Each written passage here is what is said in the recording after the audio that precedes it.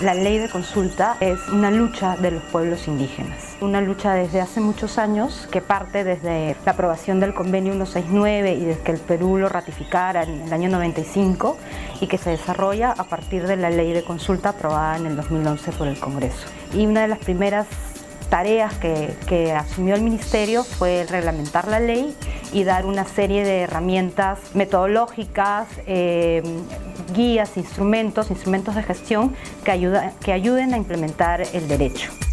Existen derechos colectivos de los pueblos indígenas y el derecho a la consulta es uno de esos derechos colectivos. Vemos en ese sentido que es un avance que se ha podido concretar ya en norma y su reglamento y que ha meritado hablar ya con el Estado de forma horizontal, ¿no? El Poder Ejecutivo con las instituciones representativas de los pueblos indígenas. Si no existe una ley, los pueblos indígenas no tenemos con qué respaldarnos, ¿no? O sea, nos abrazamos a ese documento que ya existe, ¿no? y ya está en vigencia. Y de acuerdo a eso hacemos nuestros reclamos. Yo creo que el principal avance en términos cuantitativos es el que ahora a la fecha tenemos 16 procesos de consulta implementándose, que son una señal clara de que hay la voluntad política de avanzar con la implementación de ese derecho.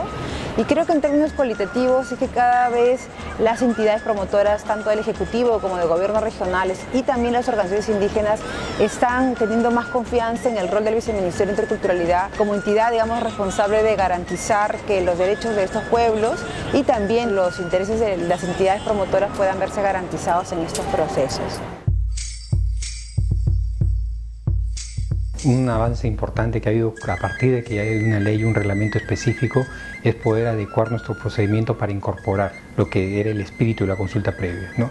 Y los dos aspectos importantes en el tema de áreas ha sido poder tener ya las primeras experiencias tanto en establecimiento de un área regional como en establecimiento, en este caso la categorización de área nacional.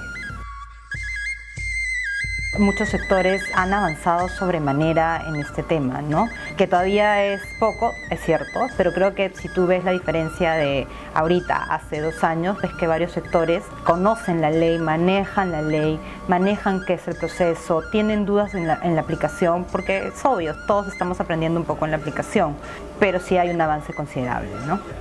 Desde un primer momento hemos aprendido. Las enseñanzas que traemos de cada proceso los seguimos aplicando en los próximos que estamos enfrentando. Son grandes y los retos que encontramos también son grandes. El primer reto es lograr que el tema de la consulta no se vea como un instrumento de obstáculo al desarrollo, sino que es un instrumento que permite favorecer el desarrollo, permite ser una garantía de validez de la inversión privada, que permite que los pueblos indígenas se sientan por primera vez partícipes de este desarrollo, incluidos dentro del país. Fue parte también de los retos la zonificación, sobre todo de las áreas, y entender cómo eso afecta a los derechos colectivos de los pueblos indígenas. Y salir un poco de esa visión de solamente la formalidad del uso de recursos, extenderlo a una percepción y a una cosmovisión que es mucho más amplia, y cómo eso agregarlo en nuestro proceso.